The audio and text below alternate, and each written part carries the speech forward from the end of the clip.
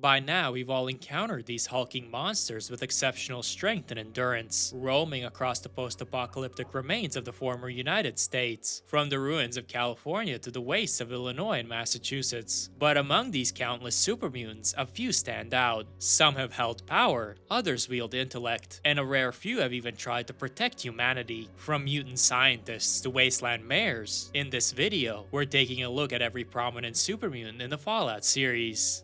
We'll start with the supermutants in Appalachia. Just want trade, not murder! Graham is a friendly supermutant merchant who travels across Appalachia, trading with the various factions and settlers trying to rebuild in the region. He's rarely seen without his loyal pack Brahmin Chali, whom he protects and cherishes dearly. Unlike most supermutants, Graham is actually willing to conversate, and he offers a variety of interesting goods for trade. Want any of this junk? Good junk! He credits someone he calls Smarty for inspiring him to become a merchant in the first place. Smarty said once, trade better than kills. Easy, live to trade again.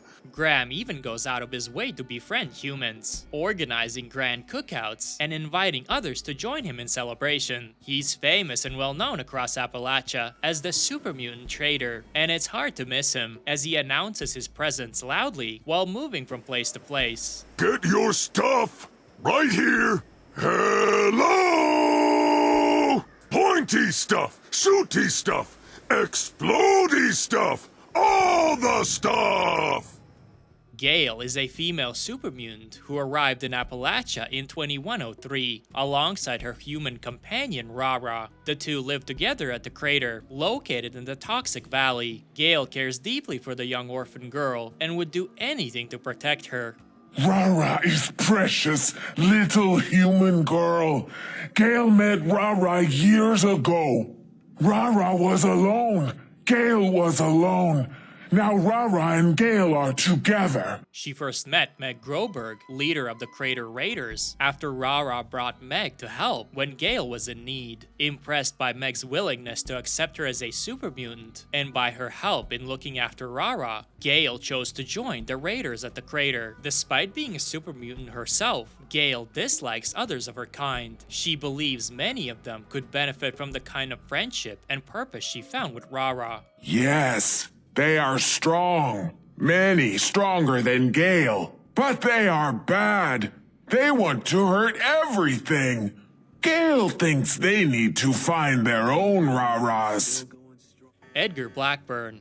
Edgar Blackburn was a pre-war scientist who survived the Great War and continued researching the forced evolutionary virus. His goal was noble: to improve the FEV and use it to help humanity thrive in the harsh post-apocalyptic world. But in practice, his methods were horrific. Working out of Vault 96, Blackburn and his team conducted brutal, often fatal experiments on non-consenting abducted individuals. Eventually, he was captured by the Brotherhood of Steel. Still misguided and delusional, he managed to convince them to release him, believing his work could still be of value. To prove his research, Blackburn injected himself with his latest strain of FEV, but his calculations were wrong. Rather than becoming a superior being, Edgar Blackburn was transformed into a monstrous supermutant behemoth. Oh, the pain! I will fix this.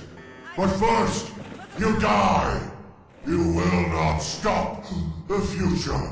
One that retained speech, but couldn't control its violent instincts. I must kill you for science! He was ultimately put down by the Brotherhood, ending his twisted vision of salvation. Though short-lived, Edgar Blackburn may have been the most intelligent behemoth the Wasteland has ever seen. Next, we'll take a look at the most prominent supermutants found in the Commonwealth. Strong, a potential companion in Fallout 4, was once a member of a supermutant war band led by a mutant named Fist, who had taken over Trinity Tower in the Back Bay neighborhood of Boston. Before the sole survivor awoke, the tower was visited by Rex Goodman, a radio broadcaster attempting to reintroduce supermutants to human culture by reading them Shakespeare, specifically Macbeth. This led Strong to become fascinated with the idea of the milk of human kindness. However, rather than understanding it as a metaphor, Strong took the phrase literally, believing it referred to an actual liquid he could find and drink, one that would grant super mutants the secret power of humans.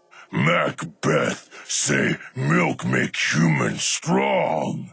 Stronger than super mutants. Strong find milk, drink milk, make super mutants stronger than humans. When Strong began speaking about finding this milk, the other super mutants grew irritated with his obsession over human ideas. Eventually, they imprisoned both Strong and Rex in a cell at the top of Trinity Tower. On the surface, Strong may seem like a typical super mutant, violent and brutish, but what sets him apart is his capacity for critical thinking, even being able to join forces with a human to further his own goals. This may be a side effect of the Institute's unique strain of FEV, which is responsible for creating all super mutants in the Commonwealth. While most of his kind see humans as physically weaker and inferior, Strong has observed that humans constantly survive the dangers of the wasteland. He believes that if super mutants could uncover humanity's secret to survival, they could truly dominate the world.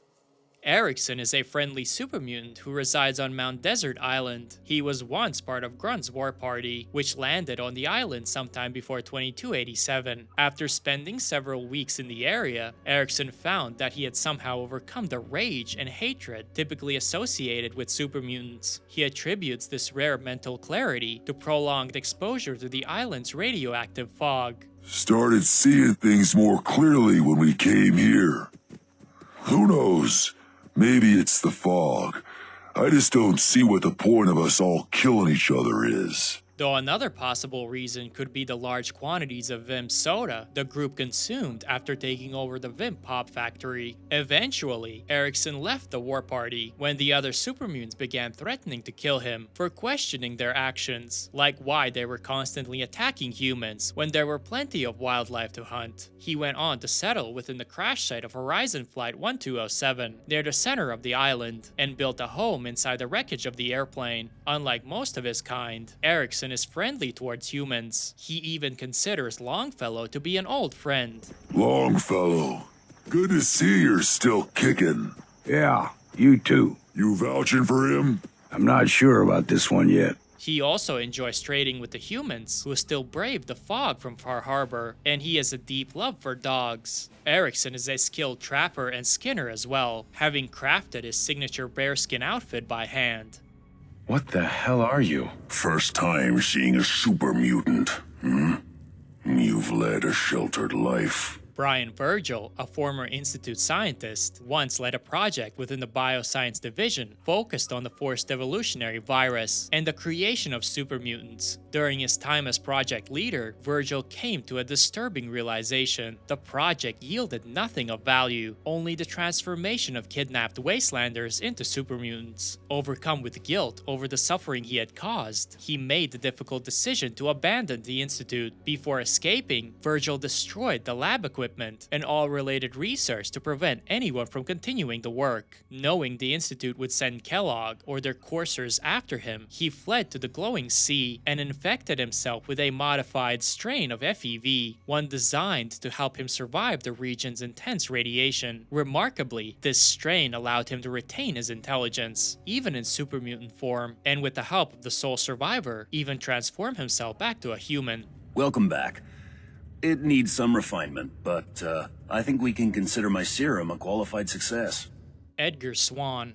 Edgar Swan, once a low-level worker at the Institute, was unknowingly used as a test subject for an experimental strain of the forced evolutionary virus. Without his knowledge or consent, the Bioscience Division scientists infected him, turning him into a guinea pig for their research. After a couple of weeks, Swan's mental state began to deteriorate. He suffered from seizures and his cognitive functions rapidly declined. Eventually, the scientists deemed him a failed experiment and dumped him into the Commonwealth to die. Wandering aimlessly, the now mutation-ravaged Swan stumbled into the Boston Common, where he took shelter into the old groundskeeper's shack. There, he left behind one final trace of his former self, a written journal. Over time, Swan lost what little humanity he had left. his body twisted further, and he eventually mutated into a hulking super mutant behemoth. By 2287, he had become an enormous creature, capable only of shouting his last name.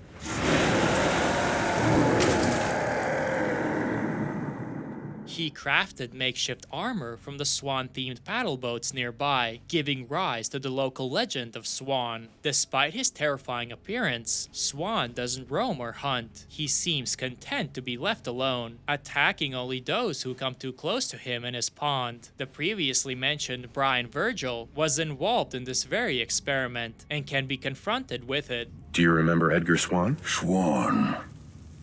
Yes, I saw his file. He was one of our first test subjects, years ago. His mutations destabilized, started turning into a behemoth. Also worth mentioning are the super mutant leaders Fist and Hammer. Fist commands what is possibly the largest super mutant clan in the Commonwealth, occupying Trinity Tower and the surrounding Boston city blocks. He is intelligent enough to operate the tower's intercom system and issue orders across the building.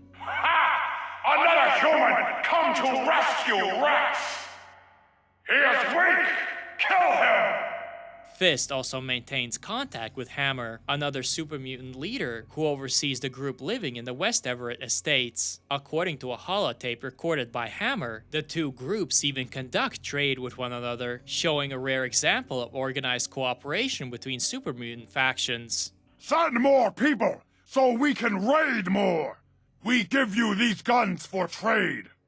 Next, we'll move on to the West Coast in the Mojave Desert, where many prominent super mutants found their way after the destruction of the Master's army in California. One of those mutants is Marcus, the mayor of Jacobstown. Once a devoted member of the Unity and servant of the Master, Marcus began to change after meeting a Brotherhood of Steel knight named Jacob. The two traveled across New California together, sharing their experiences. Through this unlikely friendship, Marcus softened and began to contemplate a new purpose, creating a world where humans and mutants could live together in peace. While Marcus's story of being a leader and a mayor begins in Fallout 2, I'll save that part for later in the video. Following the events of Fallout 2 in New California, Marcus headed east towards the Mojave Desert, hoping to find other like-minded super mutants scattered across the wastes, mutants who were tired of violence and looking for a place to call home. Thanks to his natural charisma and leadership skills, Marcus gathered a sizable following of super mutants during his travels. Eventually, they settled at Black Mountain, a heavily irradiated pre-war military communications array struck directly during the Great War. But despite his good intentions, Black Mountain didn't become the peaceful sanctuary he had hoped for. Trouble began when a group of Nightkin arrived, led by Tabitha, a former high-ranking member of the Unity. Marcus's vision of peaceful coexistence quickly unraveled. Tensions grew between Tabitha's Nightkin and Marcus's first-generation super mutants, leading to frequent clashes. Not wanting to escalate the conflict further, Marcus and those loyal to him chose to leave Black Mountain. Together, they founded a new settlement called Jacobstown, a secluded snow-covered refuge in the mountains of the Mojave, where Marcus can be found in Fallout New Vegas. Welcome to Jacobstown, human. You're free to walk around. Just don't stare at the Nightkin. They don't like people looking at them. An experienced and thoughtful leader, Marcus works to protect his kind and show them there's a better path than mindless destruction. He even seeks help from humans like Dr. Henry, hoping to find a cure for the schizophrenia that plagues many Nightkin, proving he hasn't given up on peace, despite the betrayals he experienced in the past. Jimmy! Little Jimmy! My, how you're grown up! In Jacobstown, you can also find a potential Nightkin companion named Lily, who spends her days shepherding the town's bighorn or cattle. Like other Nightkin, Lily suffers from schizophrenia and hears a voice in her head she calls Leo. Leo is a very bad man, Pumpkin. Yes, you are, Leo. Don't try to deny it. He tells me to do things, terrible things, and sometimes the medicine isn't enough to keep him quiet. Before her transformation, Lily lived a quiet, ordinary life. She was a 75-year-old grandmother, married, with at least one child and two beloved grandchildren. They all lived safely in Vault 17 until the Unity, led by the Master, raided it. Lily was taken from the vault and brought to the Mariposa military base, where she was dipped in the vats of the forced evolutionary virus, turning her into a Nightkin. After the Unity fell, Lily wandered the wastes in search of her old home, eventually making her way to the Mojave Desert, where she settled in Jacobstown. There, she began receiving treatment for her schizophrenia from Dr. Henry, taking antipsychotic medication to quiet the voice of Leo. However, the drugs caused long-term memory loss, particularly memories of her grandchildren, Jimmy and Becky. Unwilling to forget them, Lily secretly began taking her medication at half dose, trying to hold on onto what little she could. She also regularly listened to a holotape of her last visit with her grandchildren, a heartbreaking reminder of what she lost. Despite her hulking appearance, Lily remains naturally kind, cheerful, and protective, retaining the instincts of a caring grandmother from the life she once lived. Tabitha, another Nightkin suffering from schizophrenia, is the self-proclaimed leader of the state of Utopia and the eccentric radio host at Black Mountain. Meet at the mountaintop. Enjoy life in a state of Utopia. Before settling there, her Stealth Boy-induced schizophrenia had been kept relatively stable thanks to her robot companion Rhonda. But after arriving at Black Mountain, Rhonda suffered catastrophic damage and entered hibernation mode, and without her, Tabitha's mental state began to deteriorate rapidly. Her psychosis soon manifested as Rhonda's voice speaking to her. We're back with best friend Tabitha, who is telling us why humans should stay the hell away! Keep their distance from the state of Utopia.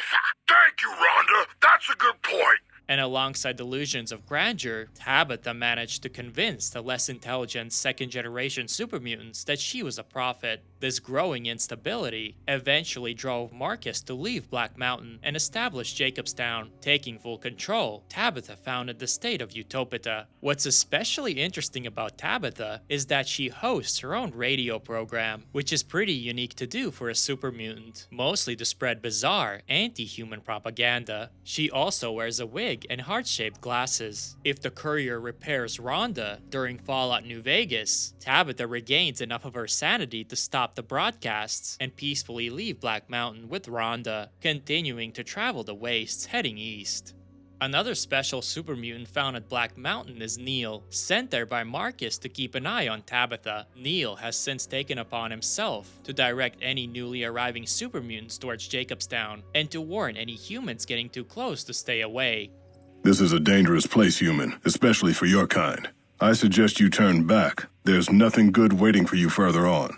As a first-generation supermutant, Neil is significantly more intelligent, calm, and polite than the other hulking brutes roaming the Mojave. He's a helpful source of basic information about supermutants and Nightkin, though he has little patience for diving into the finer details. Yes, and it's not something I care to discuss with one of your kind. If you have some insatiable curiosity about the matter, talk to Marcus in Jacobstown. He's more patient with such questions than I am. He's even willing to help with Tabitha's assassination, if it means the mutants at Black Mountain can live in peace, free from both human threats and Tabitha's rule. In Westside, we can find an interesting supermutant guard named Mean Son of a... He's part of the Westside Militia, serving as its powerhouse in defending the settlement against fiends and other threats. Ha ha ha! I wash my bone with Shibe. A first-generation supermutant born at the Mariposa military base, Mean also served in the Unity. After its collapse, like most supermutants, he wandered the waste for decades, until somewhere near the hub, he was captured by a group of mutant-hating humans. They tortured and mutilated him, even cutting out his tongue. Their hatred ran so deep, they refused to sell him, even when Klamath Bob later offered to buy him. Mean endured their torment for some time, until Tabitha and her Nightkin eventually found and attacked the group, freeing him from captivity. Instead of joining Tabitha, the newly freed Mean wandered east into the Mojave Wasteland, where he eventually ended up in Westside. There he reunited with Klamath Bob, whom he remembered fondly, and decided to stick around. These days, Mean spends his time doing odd jobs for the locals, and helping the militia defend their homestead. In fact, it's only because of Mean that Westside enjoys relative peace, and hasn't been completely overrun by raiders. What's that, Antler? We have a visitor.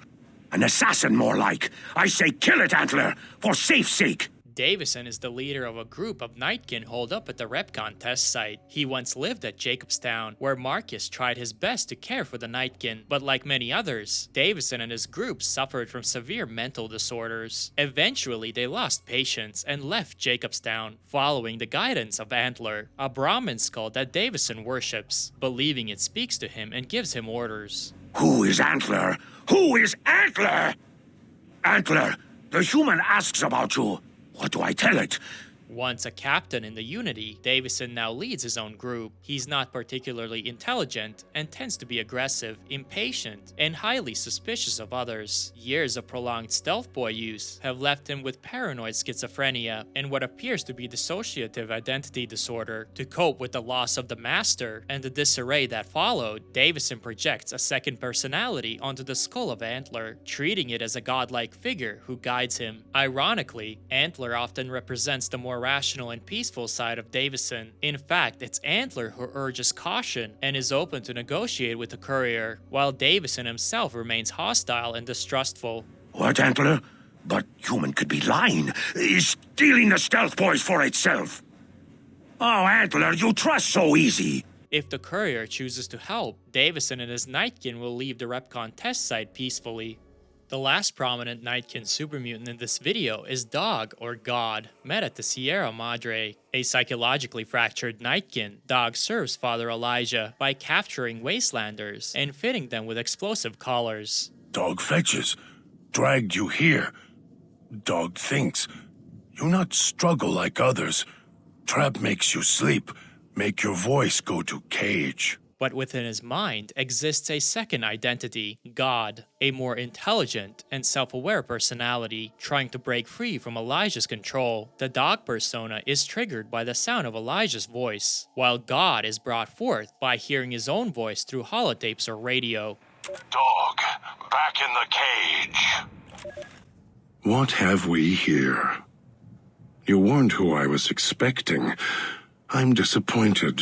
When one personality is dominant, the other is said to be trapped in the cage. Together, they're never referred to by a collective name, only Dog and God. Dog is the subservient, obedient side eager to please, and blindly loyal to Elijah, in the same way he once served the Master. In contrast, God is calm, rational, and desperate to escape the cycle of abuse and control. Over the years, Dog would constantly get into trouble, wandering, disobeying, and consuming anything he could find. His hunger became monstrous, gluttonous, to the point of savagery. Once he began to feed, Dog became unstoppable, crushing and devouring until his appetite is satisfied. He knows it's wrong, but he's powerless to resist. God, disgusted by Dog's actions and inability to stay safe, slowly began to emerge. To silence the other voice, Dog turned to self-mutilation, eventually carving the name Dog into his own chest, as a reminder of who he is, using the pain to suppress God. But as time passed, God only grew stronger, and it took more and more pain to keep him locked away. Dog and God is a deeply complex being, but if the courier chooses to help him, they can guide the more rational identity to take control. If successful, God can leave the Sierra Madre and finally join others like himself, free at last from the torment that defined his existence. Heading back to the East Coast and into the Capital Wasteland, there are two notable supermutants worth mentioning there. Fox, a potential companion in Fallout 3, is an anomaly among his brethren. While most supermutants in the Capital Wasteland are aggressive, barely intelligent brutes, Fox proves to be the opposite, an educated, soft-spoken individual who keeps his violent impulses in check. Indeed. There are far more interesting things in the world than warfare. Originally one of the dwellers of Vault 87, Fox claims to remember fragments of his past, glimpses of the vault during its prime, with scientists and residents walking the halls. He was later captured by a renegade group of mutants that had overthrown the vault's staff, and was exposed to the modified strain of the forced evolutionary virus used in the Vault's evolutionary experimentation program. But unlike most victims of the transformation, Fox survived with his mind intact. Where others lost themselves to madness and pain, he retained enough intelligence to speak coherently immediately after the process. Deemed a failure by his captors, he was locked away in an old isolation ward within the Vault's medical wing. Fortunately, the cell he was imprisoned in still had a functioning terminal connected to the Vault's mainframe, with access to historical texts, scientific documents, and literature. Fox spent years studying. It was from those very history files that he chose the name Fox, inspired by a man remembered for standing up and dying for his beliefs, a sentiment he deeply respected. Finally! Freedom! True freedom! Ha ha ha! I cannot thank you enough for this gift. If the lone wanderer helps him escape his cell, Fox becomes eternally grateful, and will even attempt to save the wanderer after he gets captured by the Enclave, and will also become a companion protecting the wanderer from all the dangers of the wasteland. My friend! I see I found you at last! If asked, he will even start the purifier at Jefferson Memorial, saving it from destruction and ensuring clean water for all the surviving humans in the capital wasteland. Uncle Leo, another intelligent and soft-spoken super mutant, can be encountered wandering the capital wasteland. Like his fellow super mutants, Uncle Leo originates from Vault 87. What sets him apart is his pacifist nature. He enjoys speaking with travelers and even offers them gifts. Have you ever watched the moon rise over the wasteland? I wish I could have given you something as wonderful as that. His peaceful demeanor eventually led to his exile. The other super mutants couldn't tolerate his message of peace, and so they cast him out. Since then, Uncle Leo has roamed the wasteland alone. The lone wanderer can even express concern for Leo, believing the wasteland to be too dangerous for someone like him. There is no point in carrying your worry around with you for so long. If I did that, I would never take one more step. Unfortunately, Uncle Leo cannot be recruited as a companion, and will continue his solitary journey, only appearing in 3 separate random encounters across the capital wasteland. A game that isn't quite considered canon, but one I decided to mention in this video anyway, is Fallout Brotherhood of Steel and the super mutant Addis, a highly intelligent mutant and the leader of Addis mutant army. Addis is tall, strong, and unusually athletic for a super mutant. He's also fast and skilled with a wide range of weapons. After the death of the Master and the fall of the Unity, Addis took it upon himself to continue their work. He formed his own faction, seeking to rebuild the super mutant army and transform the human race, creating a single, unified species capable of surviving and thriving in the wasteland. His ambitions eventually led him to the former state of Texas and the Vault-Tec corporate Vault, a major research and production facility. Among its many technological relics was a special strain of the forced evolutionary virus, which Addis believed could help him not only restore the super mutant army, but also cure their sterility. But it wasn't meant to be. The Brotherhood of Steel, led by Rhombus, arrived in Texas and waged war against Addis and his army. While their initial efforts failed, the Brotherhood ultimately succeeded in destroying Addis and the corporate vault, putting an end to his plans. Next, moving on to the Midwest, another offshoot of the Unity made its way towards the ruins of Kansas City and Iowa. This group would become known as Gamoran's army, initially led by super mutant Gamoran, and later by former Brotherhood paladin Latham. Within this Midwestern super mutant force, there are a few notable figures worth mentioning. First is Urkel, a super mutant scientist leading research dedicated to curing mutant sterility. His lab is filled with twisted test subjects, deformed and mutated freaks, on which he conducts numerous experiments. Eventually, the Brotherhood would storm his facility, but rather than attack them outright, Urkel attempts to plead with the intruders, explaining the importance of his research. Oh dear, your Brotherhood. Please, don't destroy my research. You realize what kind of resources and luck it took to make a functioning lab like this? We're so close to a cure. So close. Please, just leave me and my equipment alone. We can't stop now, do you understand? This is my people's last chance. Unfortunately, his words fell on deaf ears. Thelma is a female super mutant, large, smelly, and extremely hairy, and one of the commanders of Gamoran's army. Unlike many of her kind, Thelma has dedicated her life to supporting scientific research aimed at solving the super mutant sterility problem. She has a deep, personal desire to have children of her own, and is willing to do whatever it takes to make that dream a reality. When one of the Brotherhood of Steel squads encounters her, Thelma warns them about the calculator and its growing robot army, viewing it as a threat far greater than they realize. The menace from the west doesn't know pity, or remorse, or fear, and it will not stop until everything is dead. Only super mutants can stop this threat. And we need this lab to solve our sterility problem, to build up our numbers. You fight on the side of ignorance. I fight for salvation. Then, in a desperate attempt to protect Urkel's research, she charges at the squad in a reckless assault, sacrificing herself to try to save what could be the key to her people's future.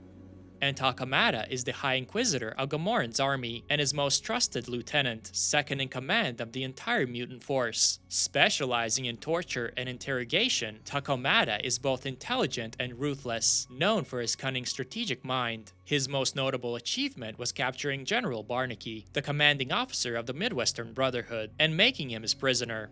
Finally, heading back to California, where it all started, in Fallout 2, Marcus, as mentioned earlier, met a man named Jacob, and the two became close friends. As they traveled together across New California, over time other wastelanders began to follow them, because after all, as Marcus says, Other people started following us. Guess they figured if they weren't safe with a mutie and a steel knight, safe just wasn't going to happen. Recognizing the opportunity, Marcus led the growing group to the site of an old pre-war uranium mining town he remembered from old maps. There, in the fall of 2185, he and Jacob founded the settlement of Broken Hills. After helping the town survive its first winter, Jacob said his goodbyes and moved on. The two friends would never meet again. Marcus remained behind, serving as both sheriff and mayor of Broken Hills. Under his leadership, the town thrived, with uranium from the mine being sold to clients all across the wasteland. However, Marcus's optimism about humanity, once inspired by Jacob, gradually began to fade. He saw in his citizens the same flaws he had witnessed before: petty hatred, jealousy, and division that slowly began to tear his community apart. By the time the Chosen One arrived, Marcus had grown tired of settling down, so he offered to join the Chosen One as a companion. One of his greatest deeds during their travels was helping assault Control Station Enclave, saving the people of Arroyo, and ending the Enclave's threat once and for all. After these events, Marcus never returned to Broken Hills. Instead, he ventured eastward into the Rocky Mountains. You've gotten a lot farther than you should have. But then you haven't met Frank Horrigan either. Your ride's over, mutie.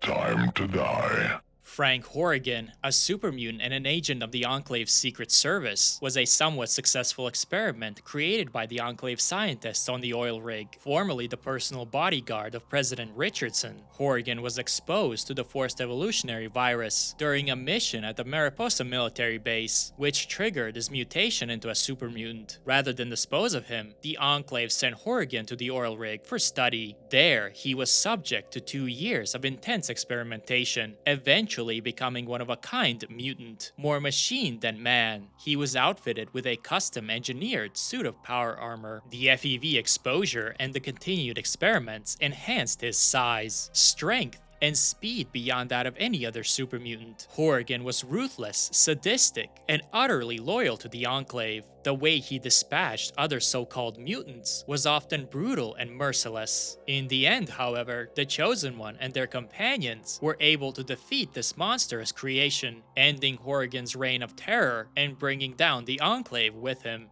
Melchior the Magnificent is a super mutant who resides on the 4th level of the Mariposa military base. Once a regular miner from Redding with a passion for magic tricks, Melchior's life took a dark turn when he was abducted by the Enclave and forced into slave labor within the Mariposa ruins. Working without any protective gear, he was gradually exposed to the lingering FEV contamination and slowly began to mutate. By the time the Chosen One reaches the base, Melchior can be found standing in the middle of a toxic FEV pool, where he performs his own grotesque experiments. He throws rats into the virus-filled sludge, mutating them into vicious creatures of all kinds, who immediately attack the Chosen One on sight.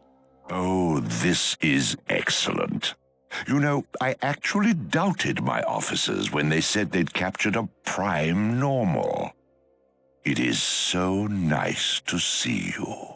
Moving on to Fallout 1, the Lieutenant, sometimes referred to as Lou, is the right hand of the Master and the commander of the Mariposa military base. He serves as the secondary antagonist of Fallout 1. The Lieutenant is a model super mutant, faster, tougher, and far more intelligent than most humans. He was the strongest of his batch, able to endure the forced evolutionary virus transformation without losing his intellect or skills. He firmly believes that super mutants are destined to inherit the Earth. Unlike most of his kind, the Lieutenant is outfitted with cybernetic implants and personalized equipment. Despite his fearsome appearance, he is soft-spoken and well-read, a rare combination for a super mutant. In the end, his superior intellect was no match for the Vault Dweller, who destroyed both him and his beloved master.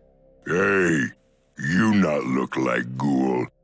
How come? One of the more well-known underlings of the Lieutenant is a super mutant named Harry, who was assigned to spy and oversee Set and his ghoul followers in Necropolis. Their orders were to remain inactive until the Master gave the command to attack the ghouls and seize the city's water supply. Despite being a squad leader, Harry is incredibly dim-witted, likely the result of severe radiation exposure prior to being dipped, which caused additional brain damage during his transformation into a super mutant, and can be easily tricked. Oh, okay. Have nice day.